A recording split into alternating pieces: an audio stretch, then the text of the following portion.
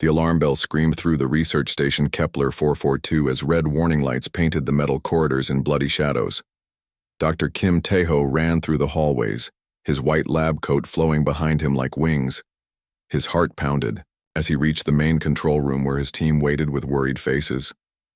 "What is the situation?" Tae-ho asked, breathing hard from his sprint across the station. Park Min-ji looked up from her communication console, her dark eyes filled with concern. "The cargo transport ship Phoenix has gone silent. They were carrying the specimens from Dracoris Prime when they missed their scheduled check-in 20 minutes ago." Lee Won-ho, the security officer, stood near the main display screen showing a star map. His muscular frame cast a long shadow as he pointed to a red blinking dot. "Last known position was here near the Kepler system's outer moon. We lost their signal completely." Choi Yuna, the youngest member of their research team, shifted nervously in her chair. Her fingers danced across her tablet as she pulled up the cargo manifest. "The Phoenix was carrying 12 different alien species we collected from Dracoris Prime. Some of them are very dangerous if released from their containment units." Tae-ho felt a cold chill run down his spine. The specimens they had gathered were the first living alien creatures humanity had ever encountered. Each one was precious beyond measure for scientific study. But more importantly, some of them showed signs of high intelligence. If the cargo ship had crashed and the creatures escaped, they could be injured or dying on some barren moon. "Prepare the rescue ship immediately," Tae-ho ordered. "We need to find that transport before it is too late." Within an hour, the 4 researchers were aboard the rescue vessel Horizon, racing through space toward the last known coordinates of the missing ship. Tae-ho sat in the captain's chair, watching the stars streak past the viewports. Behind him, Min-ji worked at the communication station trying to pick up any signal from the lost vessel. "I am getting something," Min-ji announced suddenly. "It is very weak, but there is definitely a distress beacon coming from the third moon of the gas giant ahead." Won-ho adjusted their course toward the rocky moon. Through the viewport, they could see it was a gray, airless world covered in craters and sharp mountain ranges. As they got closer, a dark scar became visible on the moon's surface where something large had crashed and slid across the rocky ground. "There," Yuna pointed at the wreckage. "The Phoenix." The transport ship lay broken in a deep valley, its hull split open like a cracked egg. Pieces of metal and debris were scattered for kilometers around the crash site. Emergency lights still blinked weakly from what remained of the cockpit section. "Life support readings show atmosphere is still contained in some sections," Won-ho reported as they landed near the wreckage. "But the cargo bay is completely breached." They put on their environmental suits and walked carefully through the twisted metal remains of the Phoenix. The ship's corridors were dark and filled with floating debris. Emergency power kept some lights working, casting eerie shadows on the walls. In the cargo hold, they found exactly what Tae-ho had feared. The containment units were smashed and empty. Claw marks and strange burn patterns covered the metal walls. Several units showed signs of being broken open from the inside by creatures desperate to escape. "The specimens are gone," Yuna whispered, her voice shaking through the suit's communication. "System." "Not all of them," Min-ji said, pointing her scanner toward a large piece of wreckage. "I'm reading life signs behind that collapsed bulkhead." They carefully moved the heavy metal debris, using their suit's power tools to cut through the twisted steel. Behind the wreckage, they found a sight that made them all stop and stare in wonder. A magnificent creature lay trapped beneath a fallen support beam. It looked like something from ancient Earth legends, a dragon made real. The being was nearly 4 meters long, with scales that shimmered like precious gems even in the dim emergency lighting. Its scales were deep blue and green, with veins of silver running through them like rivers of liquid metal. 2 large wings, torn and bleeding, were folded against its serpentine body. The creature's head was noble and intelligent, with large golden eyes that tracked their movement with obvious awareness. When it saw the approaching humans, those eyes filled with absolute terror. The dragon being tried to crawl away, but the heavy beam across its body kept it pinned in place. "Incredible," Tae-ho breathed. "This is the Vorthak specimen. According to our initial scans, it showed the highest intelligence ratings of all the creatures we found." The alien dragon made a sound that was part growl and part whimper. Its breathing was rapid and shallow, and they could see several deep cuts along its body where sharp metal had pierced its scales. Golden blood, unlike anything they had ever seen, pooled beneath its wounded form. "We need to help it immediately," Una said, reaching for her medical scanner. But as soon as she took a step closer, the creature reacted with pure panic. It threw back its head and released a sound that was like nothing they had ever heard, a cry of such terror and desperation that it seemed to shake the very air around them. The Vorthak thrashed against the beam, holding it down, reopening its wounds and causing more golden blood to flow across the metal floor. "Stay back," Wanho ordered, raising his stun weapon. "It might attack if we get too close." "No," Taiho said firmly. "Look at its eyes. It is not angry. It is afraid, terrified." The creature's golden eyes were indeed filled with fear so intense it was painful to see. Every time one of the humans moved, even slightly, the dragon being flinched as if expecting to be hurt. Its whole body trembled with terror and its breathing became even more rapid. "We need to establish a containment field and sedate it before we can provide medical treatment," Taiho decided. "Minji, set up the portable restraint system. Wanho, prepare the sedative injectors. Yuna, get the medical equipment ready." As the team began unpacking their scientific equipment, the Vorthak's terror only grew worse. The moment it saw the restraint field generators and medical scanners, the creature began making desperate sounds of panic. It clawed at the metal floor, with its front talons trying harder than ever to escape despite the beam across its body. "Why is it so afraid?" Yuna asked, watching the creature's desperate struggles with growing concern. "Perhaps it has never seen technology before," Wanho suggested as he calibrated the sedative system. But Taiho was not so sure. There was something in the creature's reaction that suggested it knew exactly what their equipment was for. The dragon being was not afraid of the unknown. It was afraid of things it recognized, things it remembered. The Vorthak's struggles grew weaker as blood loss began to take its toll, but its terror never decreased. Those intelligent golden eyes watched every move the humans made, filled with a hopeless fear that spoke of terrible memories and experiences too awful to imagine. Something very bad had happened to this magnificent creature before they found it. And now, despite their good intentions, the human research team was about to make everything much worse. Dr. Kang Sujin arrived at the crash site 3 hours after the initial rescue team. She had been working in the medical bay when the emergency call came through, and now she stood at the edge of the wreckage wearing her white medical suit, watching her colleagues work with growing concern. The scene before her was heartbreaking. The magnificent dragon creature lay pinned under the metal beam, its golden eyes wide with terror as the research team set up their equipment around it. Every few minutes, the alien would try again to escape, thrashing weakly against its metal prison while golden blood continued to pool beneath its wounded body. "Status report," Sujin called to Dr. Kim Taiho as she approached the containment area. Taiho looked up from his tablet, his face drawn with worry and frustration. "The creature has been conscious for 4 hours now. We have tried 3 different sedative compounds, but none of them are working. Its fear response seems to be burning through the chemicals faster than we can administer them." Sujin knelt down and activated her medical scanner, pointing it toward the trapped Vorthak. The readings that appeared on her screen made her heart sink. The creature's vital signs were all wrong. Its heart rate was dangerously high, its breathing was shallow and rapid, and its blood pressure readings showed extreme stress. "This is not just physical trauma," she said quietly, studying the data. "Look at these neural activity patterns. This creature is experiencing severe psychological distress." Park Minji looked up from her communication equipment. "We have been trying to establish contact for hours, but it will not respond to any of our attempts. Every time we move closer, it becomes more agitated." Li Wanho stood near the restraint, field generators, his hand resting on the control panel. "Dr. Taiho, perhaps we should increase the power on the containment field. If we can immobilize it completely, we might be able to work more safely." "No," Sujin said firmly, her voice cutting through the discussion. "That will only make things worse. Can you not see what is happening here?" The team turned to look at her with confused expressions. Choi Yuna tilted her head to one side. What do you mean, Dr. Sujin? Sujin pointed at the creature with her scanner. This alien is not just afraid of us, it is terrified of our equipment. Every time you activate a scanner or adjust the restraint field, its stress levels spike even higher.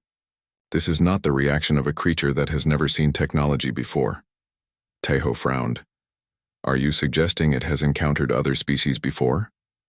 I am suggesting it has encountered other species before, and they hurt it badly, Sujin replied, her voice filled with anger at the thought. Look at these old scars along its body. These are not from the crash. Someone or something has done terrible things to this creature. As if responding to her words, the Vorthak made a low, mournful sound that seemed to come from deep within its chest. The sound was so full of sadness and pain that it made everyone pause in their work. For a moment, the only noise was the creature's labored breathing and the quiet hum of their equipment.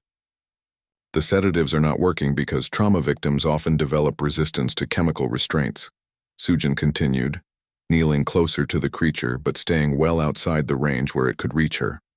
Its body is producing so much natural adrenaline from fear that our drugs cannot compete. Wanho adjusted his grip on the sedative injector. Then what do you suggest we do? The creature is dying from its injuries. If we cannot get close enough to treat it, we will lose it. We need to try a different approach, Sujin said, watching, as the dragon's breathing became even more labored. Our clinical methods are reminding it of whatever happened before. We are making it relive its trauma. Teho shook his head. Protocol clearly states that when dealing with unknown alien species, we must maintain proper safety procedures. We cannot risk direct contact without containment measures. Your protocol is killing it, Sujin snapped, her patience finally breaking. Can you not see that every safety measure we take is another source of terror for this creature? The Vorthak chose that moment to attempt another desperate escape. It threw its whole body against the metal beam, crying out in pain as the movement tore open its wounds. Golden blood splashed across the metal floor, and the creature's breathing became so rapid that Sujin feared it might stop breathing entirely. Its heart rate just hit critical levels, she announced, watching her scanner readings with growing alarm. If we do not do something different right now, it is going to die from stress alone. We cannot abandon safety protocols, Teho insisted. What if it attacks when we remove the restraints? Look at it, Sujin demanded, pointing at the dying creature. Does that look like something that wants to hurt anyone? It can barely breathe. It just wants to get away from us. Minji checked her readings again.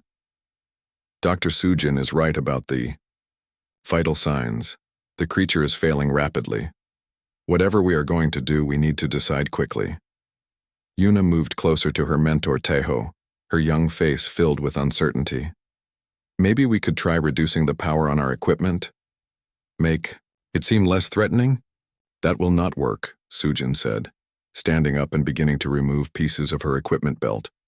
This creature needs to see that we are different from whoever hurt it before. It needs to understand that we are not going to cause it more pain.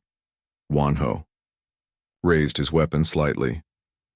Dr. Sujin, what are you doing? Something that goes against every rule in the book, she replied, setting down her medical scanner and removing her emergency beacon. I am going to try to save its life. Teho stepped toward her, his voice rising with concern. You cannot approach an unknown alien species without proper safety equipment. I forbid it. Then you can court-martial me later, Sujin said calmly, continuing to remove her gear. But I will not stand here and watch a sentient being die of terror when there might be another way. The Vorthak had grown weaker during their discussion, its struggles becoming feeble as blood loss and stress took their toll. But its golden eyes still tracked every movement they made, still filled with that heartbreaking mixture of pain and fear. At least keep your communication device, Minji pleaded. If something goes wrong, we need to be able to help you. Sujin paused in her equipment removal and looked at each of her colleagues in turn. These were good people, trained scientists who wanted to help. But they were thinking like researchers, not like healers. They were trying to save a specimen when what they needed to save was a person. The creature is not a laboratory sample, she said quietly. It is someone who has been hurt badly and needs help. Someone who is dying of fear because it thinks we are going to hurt it too. She finished removing her equipment and took a deep breath. Sometimes the only way to heal trauma is to show that not everyone in the universe wants to cause pain. With that, she began walking slowly toward the trapped and terrified alien, her empty hands visible at her sides. Behind her, she heard Taiho calling her name in a voice filled with worry and anger, but she did not stop. The creature's life was slipping away with every passing moment, and she was the only one willing to try something different. The Vorthak saw her coming and tried once more to escape, but it was too weak now to do more than lift its noble head. Those intelligent golden eyes fixed on her approaching form, and she saw something there that broke her heart. The creature was not just afraid, it was resigned. It had given up hope of escape and was simply waiting for the pain to begin again. Dr. Kang Sujin walked slowly toward the trapped alien creature, her heart beating loudly in her chest.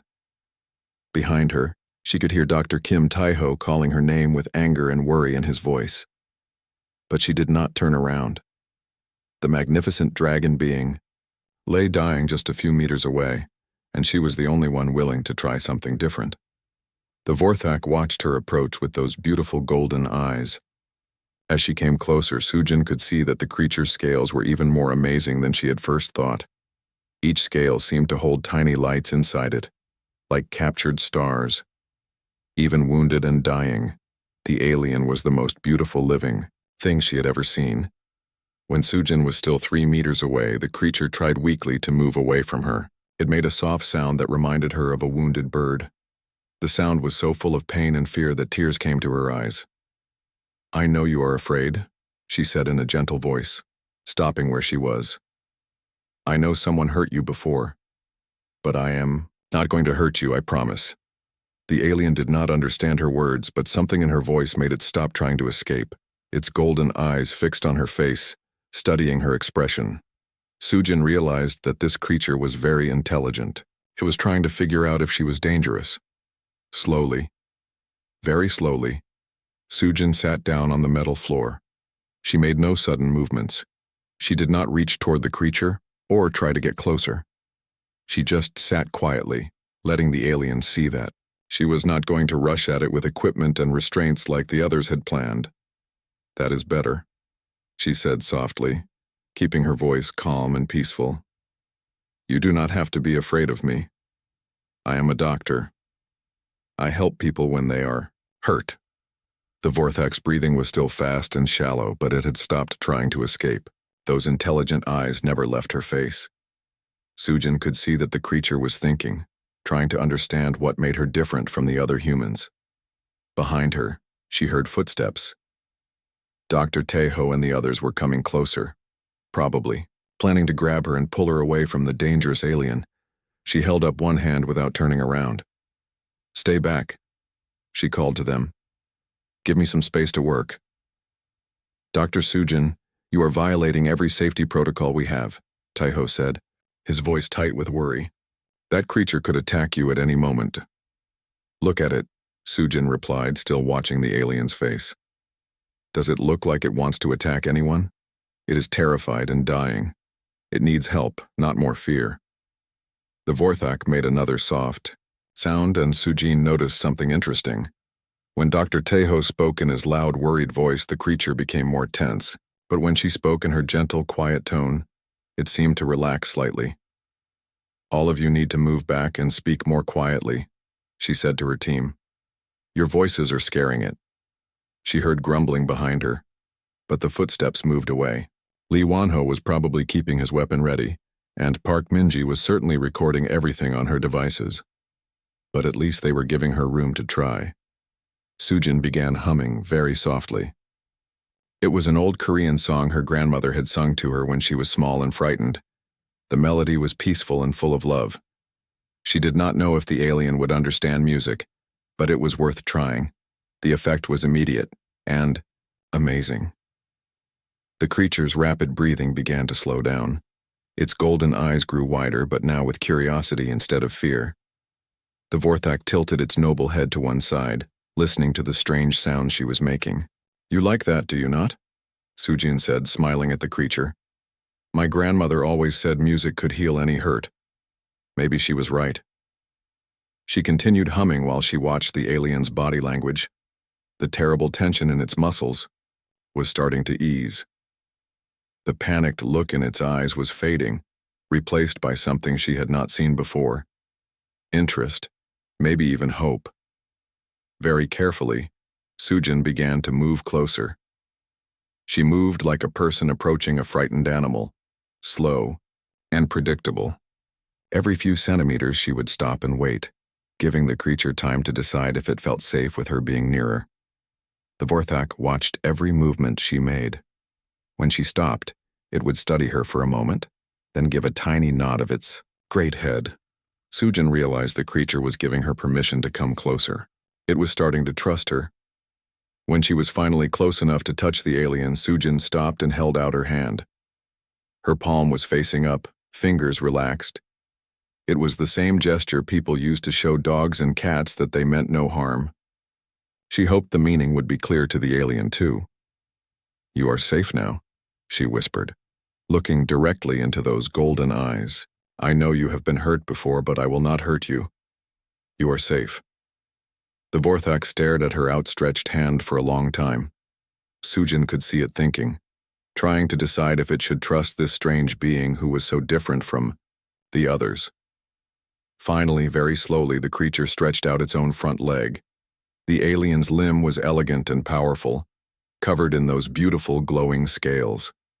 At the end were what looked like fingers, long and graceful like a musician's. Hands. Sharp claws extended from the fingertips, but as the creature reached toward her, the claws retracted completely. When the Vorthak's hand finally touched hers, Sujin felt a shock of sensation that ran through her whole body. It was not painful, but it was unlike anything she had ever experienced. For just a moment she felt as if she was seeing through different eyes, thinking with a different mind. The alien jerked its hand back immediately, its golden eyes wide with surprise. It made a sound that was almost like a gasp. Clearly it had felt the same strange sensation. What was that? Sujin wondered aloud, looking at her hand where the creature had touched it. Her skin felt warm and tingly, as if tiny lights were dancing just under the surface. The Vorthak was staring at its own hand with the same amazement. It looked at Sujin, then at its hand, then back at her. Slowly, cautiously, it reached out again. This time, when their hands touched, both of them were ready for the sensation. Sujin felt that strange shift in her mind again, but now she did not fight it. Instead, she tried to understand what was happening. Images began flowing through her thoughts. They were not her memories, but somehow she could see them clearly. She saw vast cities of crystal and light, beings like the Vorthak flying through beautiful skies. She saw forests of silver trees and oceans that glowed with their own inner light. But then the images changed, becoming dark and terrible. She saw other creatures cold and cruel, capturing the Vorthaks in metal nets. She saw laboratories filled with cages, experiments that caused terrible pain. She felt the alien's memories of loneliness, fear, and despair. Oh, she breathed, understanding flooding through her. Oh, you poor thing. They hurt you so badly. The creature was experiencing her memories too. Through their connected hands, it felt her years of medical training, her deep love for all living things, her genuine desire to heal rather than harm. It sensed her childhood spent caring for injured birds and lost cats, her choice to become a doctor because she could not bear to see others suffer. For the first time since the humans had found it, the Vorthak's fear began to fade away. This being was different. This one truly wanted to help. We are connected, Sujin whispered in wonder. You can read my mind and I can read yours. The alien made a sound that was almost like agreement. Its golden eyes were no longer filled with terror. Instead, they held something precious and rare. Trust. Now, Sujin said gently, let me help you heal. The telepathic connection between Dr. Kang Sujin and the alien creature grew stronger with each passing moment. Through their joined hands, she could feel the Vorthak's pain as if it were her own. The creature's name came to her through the mental link, Caris, which meant something like hope-bearer in the alien's ancient language. "Your name is Caris," Sujin said softly, and the creature's golden eyes widened with surprise and joy. No one had spoken its name with kindness for a very long time. Through the telepathic bond, memories continued to flow between them. Sujin saw more of Caris's terrible past. The creature had been a diplomatic envoy, traveling between worlds to establish peaceful contact with new species. But the last race Caris had tried to contact, beings called the Hegemon, had captured the dragon being instead of welcoming it. The images of what followed made Sujin sick to her stomach. The Hegemon were completely without mercy or compassion. They had kept Caris in a tiny metal cage, running painful experiments to learn about Vorthak biology. They had tortured other creatures right in front of Caris, forcing the empathic being to feel every moment of their suffering. "How did you escape?" Sujin asked, tears running down her face as she experienced the alien's traumatic memories. More images flowed through their connection. Caris had been loaded onto a transport ship, with dozens of other captured creatures, all destined for more experiments on the Hegemon homeworld. But the ship had been attacked by raiders, and in the chaos, many of the prisoners had escaped their cages. Caris had fled in a stolen escape pod, eventually crash-landing on Dracoris Prime, where the human research team had found it weeks later. "You thought we were like them," Sujin realized, understanding flooding through her. "When you saw our equipment and scientific instruments, you thought we were going to hurt you the same way they did." Caris made a low, mournful sound that meant yes. The creature had been preparing itself for more torture, more pain, more loneliness. It had given up hope of ever finding beings who might show kindness to a stranger. But through the mental link, Caris was also experiencing Sujin's memories and emotions. The alien felt her genuine desire to heal, her horror at the thought of causing unnecessary pain, her deep respect for all living things. These were completely new concepts for Caris, who had learned to expect only cruelty from other species. "We are nothing like the Hegemon," Sujin promised, squeezing the creature's elegant hand gently. "Humans believe that all life is precious. We want to help you, not hurt you." Behind them, she could hear Dr. Tejo and the others talking in worried whispers. They could not understand what was happening between her and the alien, and their fear was making them consider using force to separate them. "Do not let them sedate me," Sujin called back to her colleagues without turning around. "Caris is showing me how to help. We can work together to heal the injuries, but only if you trust us." Through the telepathic connection, Caris began sharing knowledge about Vorthak biology. The creature's body was very different from human physiology, but the basic principles of healing were the same. Caris showed Sujin which medicines would work and which would be harmful, how to clean the wounds properly, and how to repair the damaged wing membrane. "I need the medical kit," Sujin said, "but nothing else. No restraint fields, no scanners. That Caris has not approved first. Everything we do has to be with permission and understanding." Choyuna carefully approached with the medical supplies, moving slowly so she would not frighten the alien. Caris watched her with cautious golden eyes, but did not show the terror it had displayed before.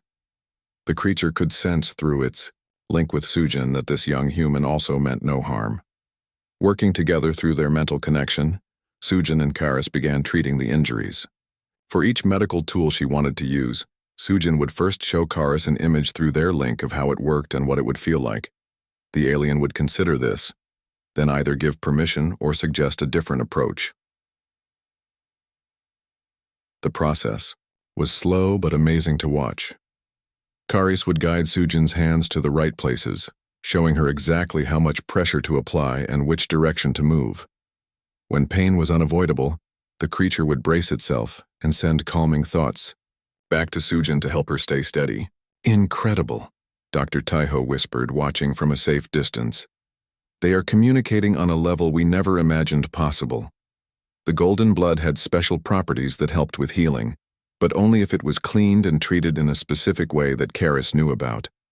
The wing membrane needed to be stretched and positioned carefully so it would heal properly. The deep cuts along the creature's body required a special plant extract that Vorthax used for medicine. Do we have anything like this? Sujin asked, sharing an image of the healing plant through their mental link. Park Minji checked her botanical database quickly. Yes, there is something very similar in our medical supplies. It comes from earth plants that have comparable chemical properties. As they worked together, the bond between Sujin and Karis grew deeper. The alien began sharing not just medical knowledge, but glimpses of its culture and civilization.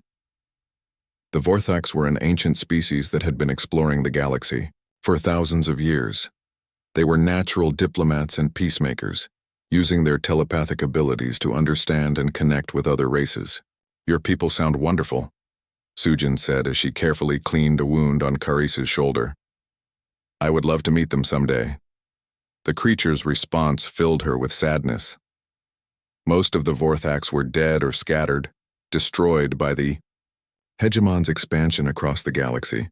Karis was one of the last survivors of its kind, and it had spent months believing it would die alone and forgotten. You are not alone anymore, Sujin promised, sending waves of comfort and friendship through their connection. Humans will remember the Vorthax. We will honor your people and your culture.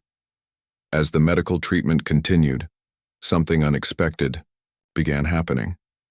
Other members of the research team started approaching more closely, drawn by curiosity about the amazing communication they were witnessing.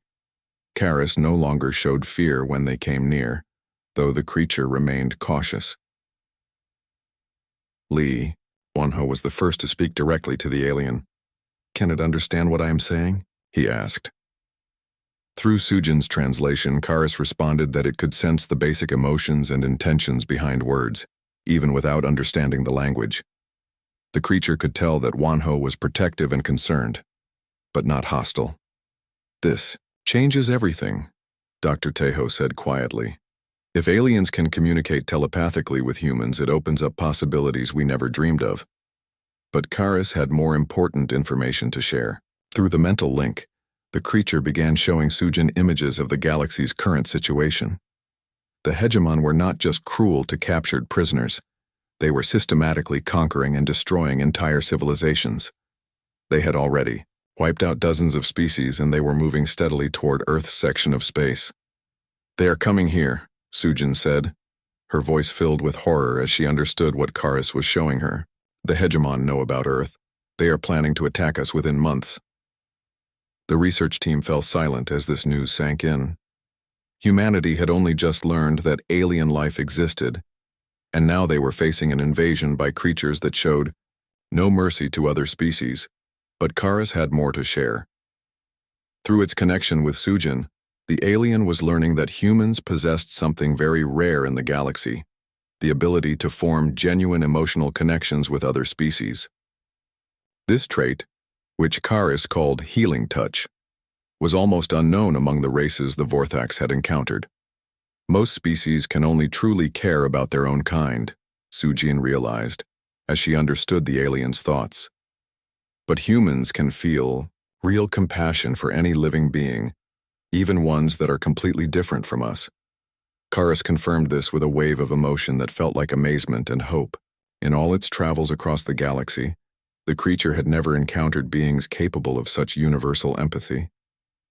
Even the Vorthax, with their telepathic abilities, found it difficult to truly connect with species that were very different from themselves.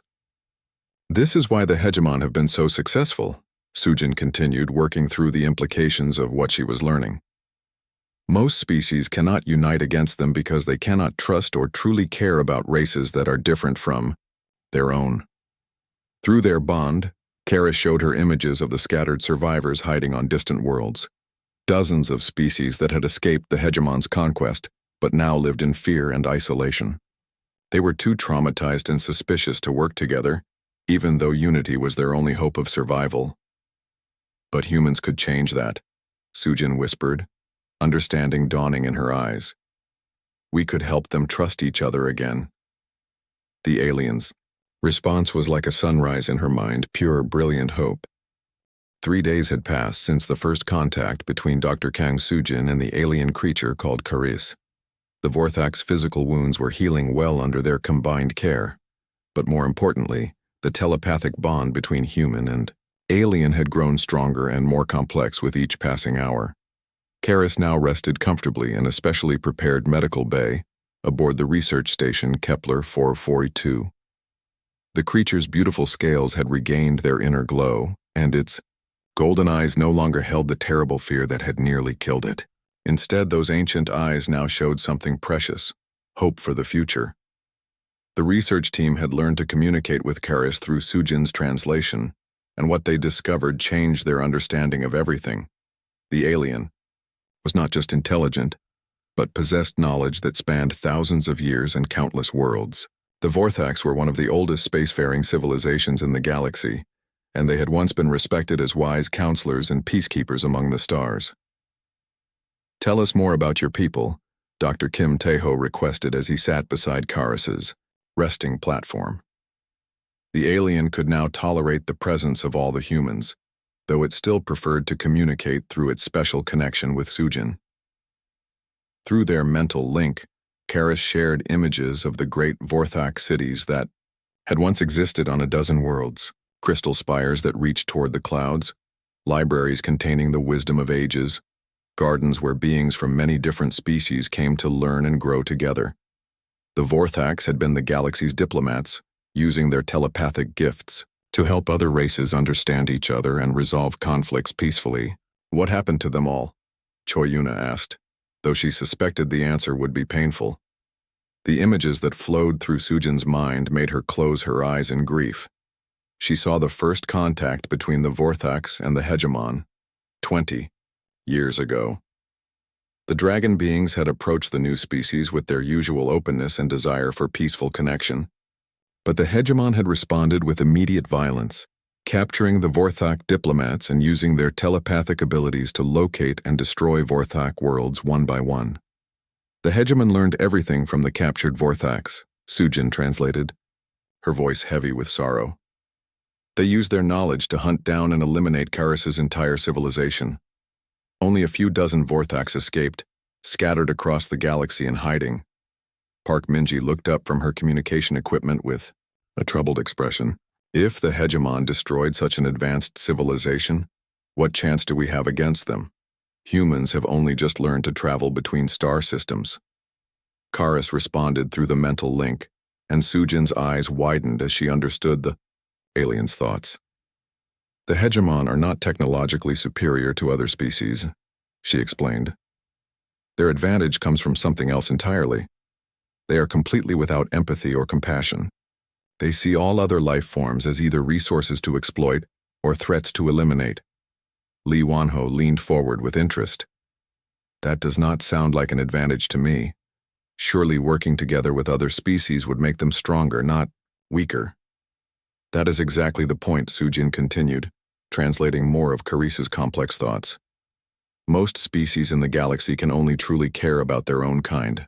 They might cooperate with other races when it benefits them, but they cannot form deep emotional bonds across species barriers. The Hegemon used this limitation against them." More images flowed through the telepathic connection. Sujin saw the Hegemon's standard conquest strategy. They would attack one species at a time and the other races would watch it happen without intervening. Even species that had been allies would abandon each other rather than risk their own survival, for beings they could not truly understand or love. The survivors are all hiding on scattered worlds, too afraid and traumatized to trust anyone. Sujin continued. "The Hegemon have convinced them that the galaxy is full of enemies, that any species capable of space travel must be like them, cruel and dangerous." Dr. Tae-ho stood up and began pacing, his mind working through the implications. "So the remaining free species have isolated themselves, making them easy targets for individual conquest. The Hegemon can destroy them one by one because they refuse to work together." "Exactly," Sujin confirmed. "And now Earth is next on their list." Karis says, "The Hegemon have been monitoring our radio signals and space flights. They know we have developed interstellar technology, which means we are now classified as either a potential threat or a resource to be harvested." The room fell silent as everyone absorbed this terrifying news. Humanity had dreamed of making contact with alien civilizations, But their first encounter was going to be with beings who saw them only as enemies to be destroyed. "How long do we have?" Wonho asked, his military training making him focus on practical concerns. Through Karis, they learned that the hegemon fleet was already moving toward Earth's sector of space. The alien creatures traveled slowly, but steadily, conquering every world in their path. Based on their current progress, they would reach Earth within 6 months. 6 months, Yuna whispered, her face pale with fear. That is not enough time to prepare any kind of defense. But Karis had more to share, and this time the emotion that came through the mental link was different. Not despair, but something that felt almost like excitement. Through its connection with Sujin, the alien had discovered something that could change everything.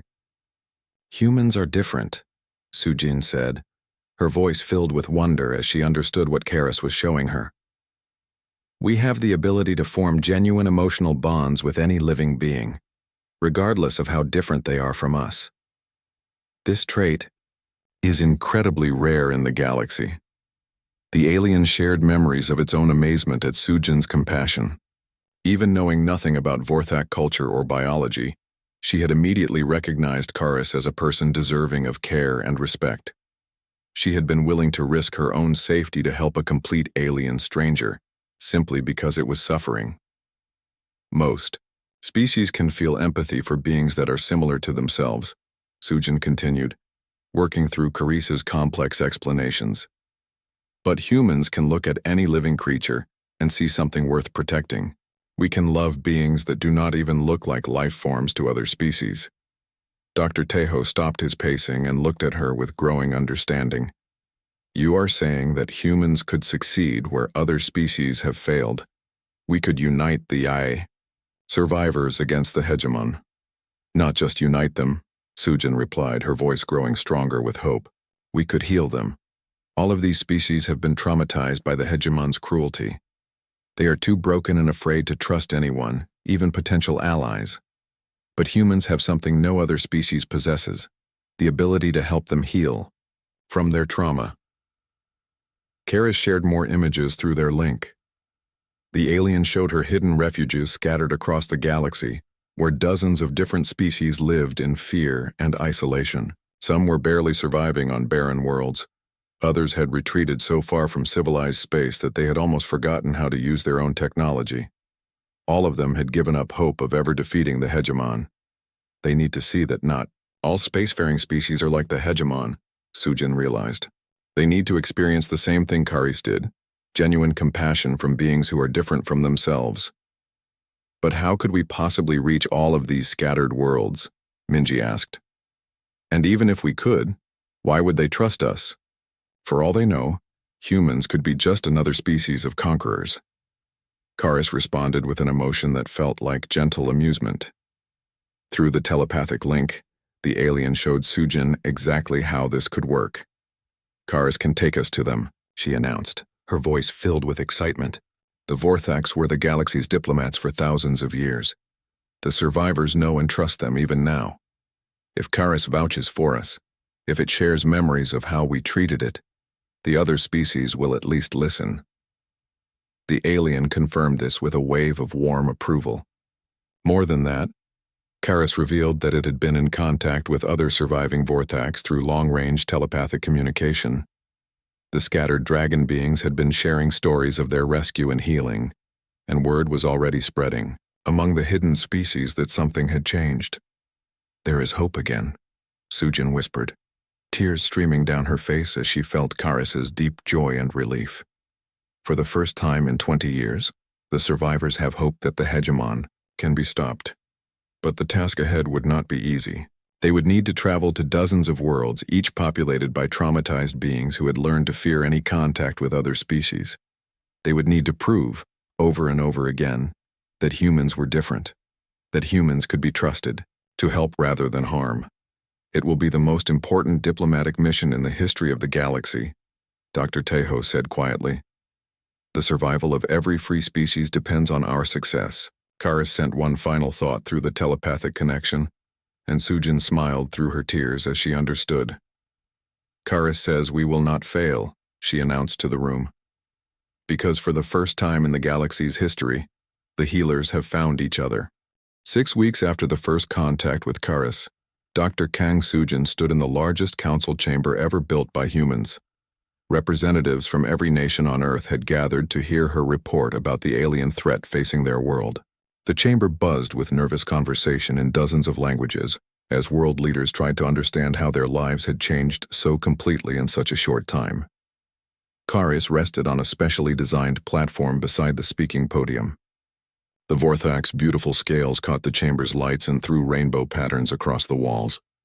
Many of the human delegates stared at the magnificent creature with wonder and fear in equal measure. It was still hard for most people to believe that alien life was real, much less that it could communicate with humans through telepathic bonds.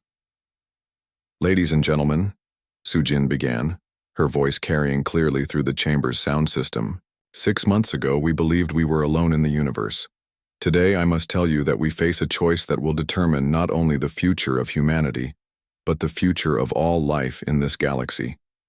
She activated the holographic display system, filling the air above the delegates with images that Karis had shared through their mental connection. The audience gasped as they saw alien worlds and civilizations beyond their imagination. Crystal cities, beings of light and energy, creatures that swam through the vacuum of space itself. "These are the free species of our galaxy," Sujin continued. "Dozens of different civilizations, each unique and wonderful in its own way. 20 years ago, they lived in peace and cooperation, sharing knowledge and culture across the stars.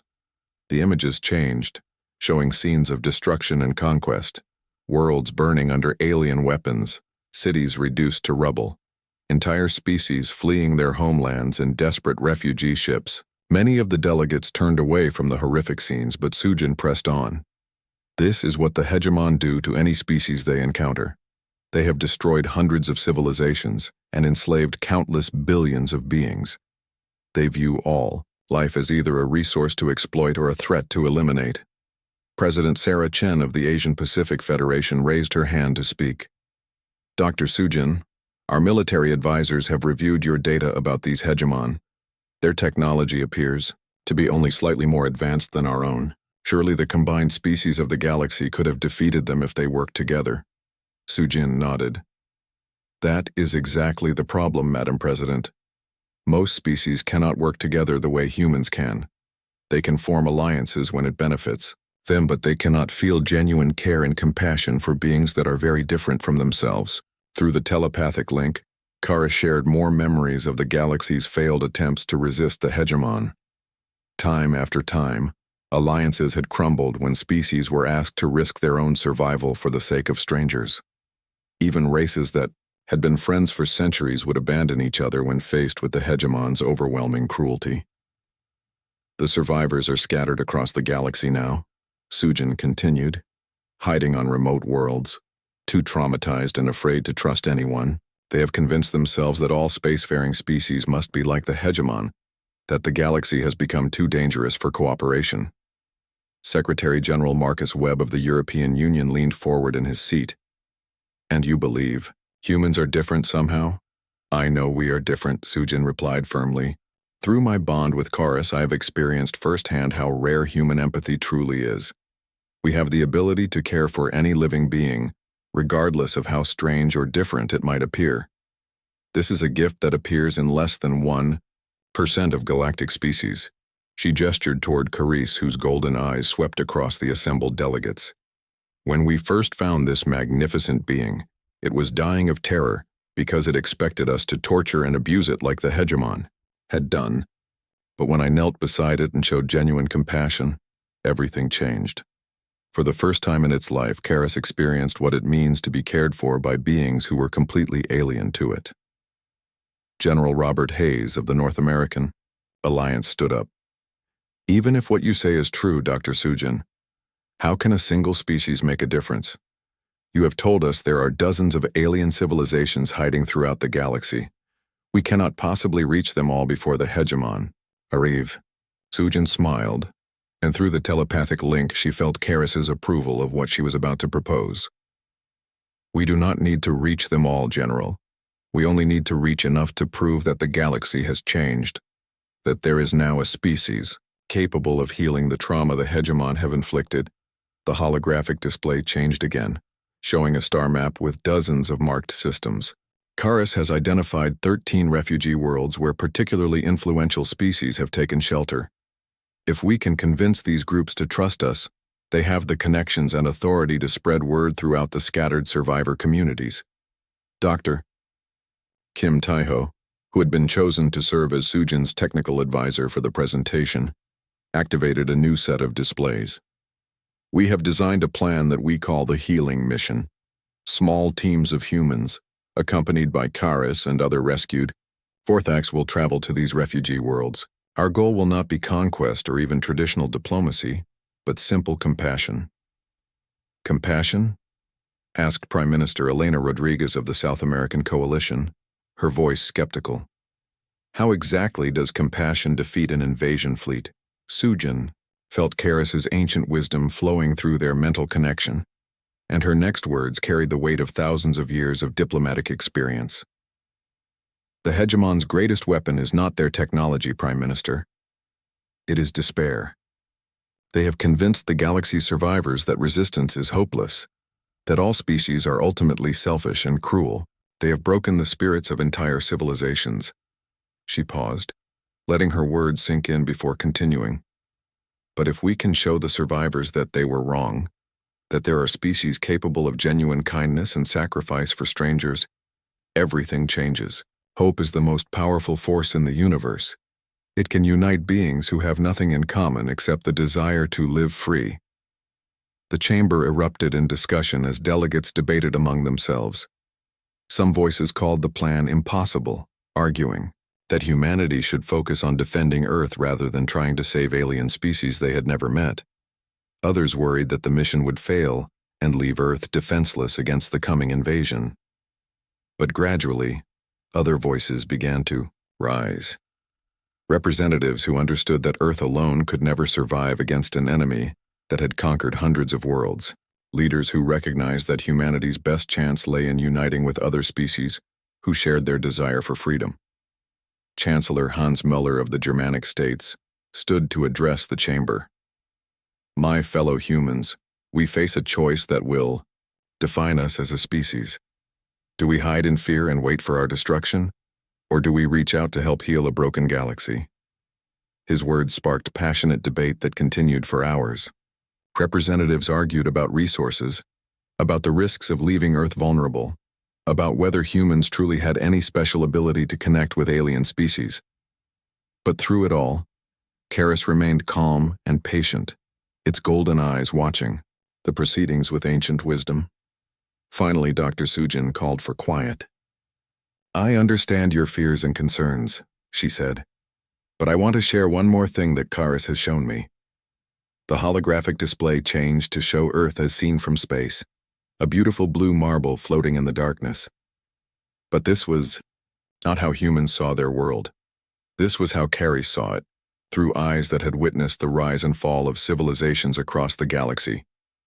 This is what our world looks like to someone who has seen hundreds of planets, Sujin explained. To Karis, Earth is not just another world with another species. It is something precious and rare, a planet where beings evolved the capacity to care for all life, not just their own kind. The image changed to show scenes from human history.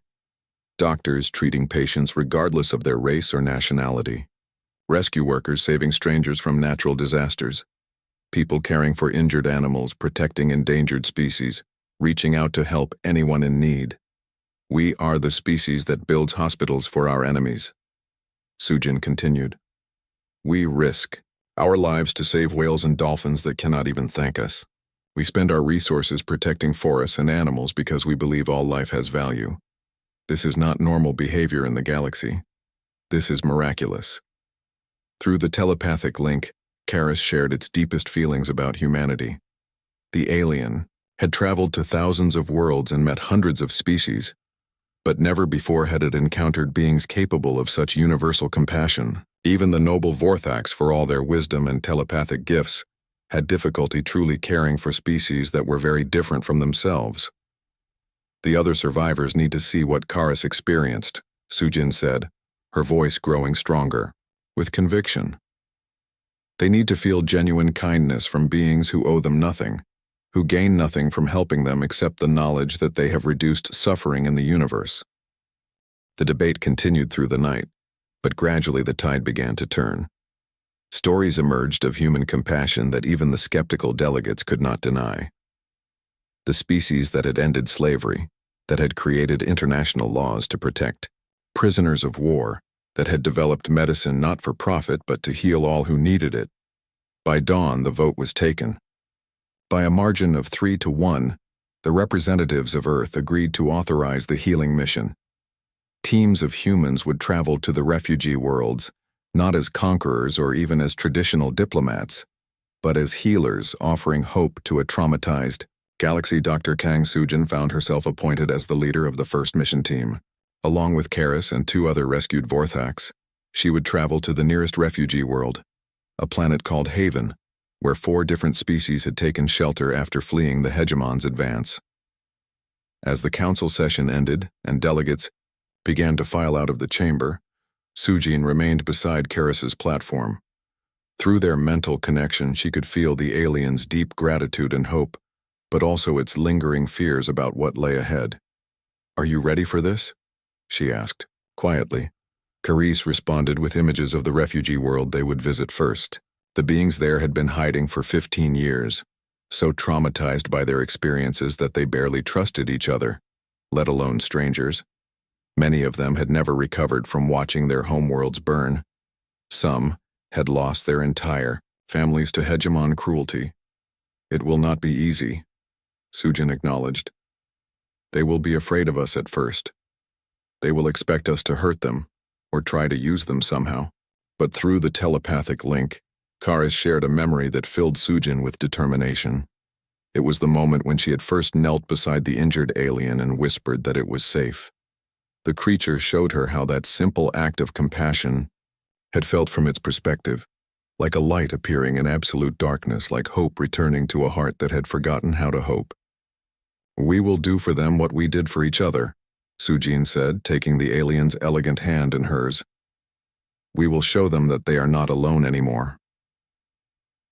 3 months later, Sujin stood in another council chamber, but this one was very different from the human assembly on Earth. The chamber was built into the side of a mountain on Haven, its rough stone walls carved by beings fleeing in desperate haste. The air was thick with tension and fear as representatives of 4 different species watched her with suspicious eyes. The Karani looked like walking crystals, their bodies reflecting light in beautiful patterns but their expressions cold with distrust. The Voss were covered in soft fur and had gentle faces, but they huddled together like frightened children. The Thrain were tall and graceful as dancers, but their movements spoke of constant readiness to flee. The Dulari were the most alien of all, beings of living energy that communicated through color changes, and right now they glowed with the harsh red of anger and fear. None of them trusted the humans who had come seeking alliance. They had heard too many promises from species that turned out to be cruel.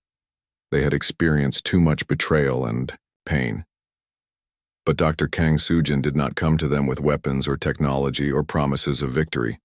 She came with empty hands and an open heart, just as she had approached Karis months before. "I know you are afraid," she said simply, her words translated by the Vorthax into languages the refugees could understand. "I know you have been hurt by others who claim to want to help you. I am not asking you to trust us immediately." She sat down on the chamber floor, making herself smaller and less threatening, just as she had done with the wounded dragon being. "I am only asking you to let us show you who we are. Let us prove that not all species are like the hegemon." What followed was not a diplomatic negotiation, but something much more precious. Over the course of days and weeks, Sujin and her team simply lived among the refugees, sharing their food, helping with their work, caring for their sick and injured without asking for anything in return. When a young Karani fell from a cliff and shattered its crystal limbs, human doctors worked for 18 hours straight to repair the damage, using techniques they had learned from Karis about treating non-human physiology. When the Voss suffered from nightmares about their destroyed homeworld, human counselors sat with them through the dark hours, offering comfort without judgment. Slowly, like ice melting in the spring sun, the refugees began to believe that these strange new beings were different.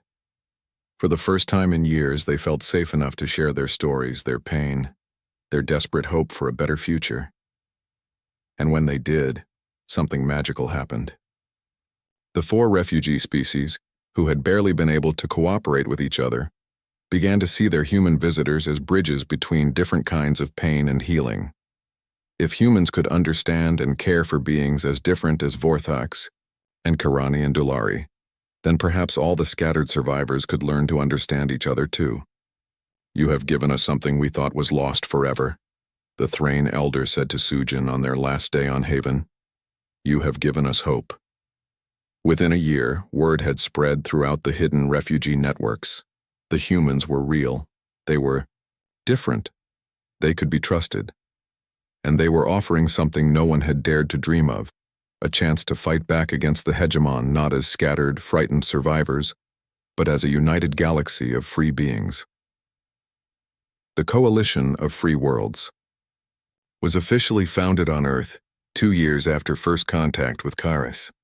Representatives from 67 different species gathered in the same council chamber, where humanity had first decided to reach out to a broken galaxy.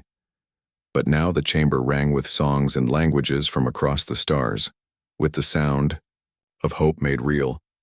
Dr. Kang Sujin stood at the podium once more, but now she was no longer just a human doctor.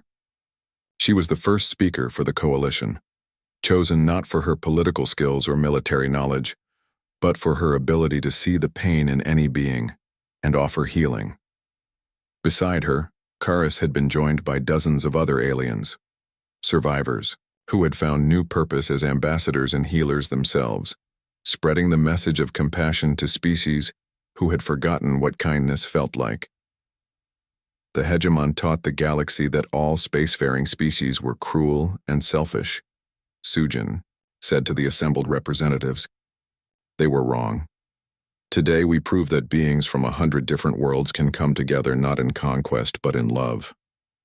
The war against the hegemon would still be fought, but it would be unlike any conflict the galaxy had ever seen.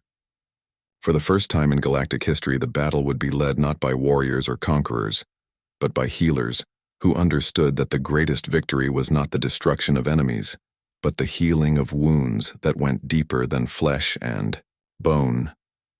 And at the heart of it all was a simple truth that a human doctor had whispered to a frightened alien dragon in the wreckage of a crashed ship.